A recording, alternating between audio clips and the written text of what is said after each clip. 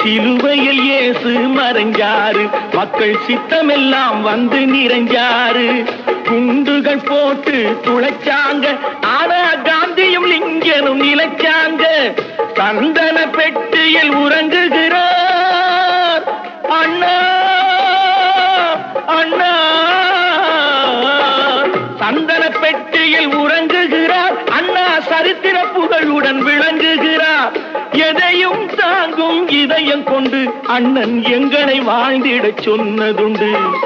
அண்ணன் அன்று நல்ல நல்ல கருத்து அழகு தமிழில் சொல்லி சொல்லி கொடுத்து வளர்ந்த பிள்ளையடா, அதனால் தோல்வி இல்லையடா.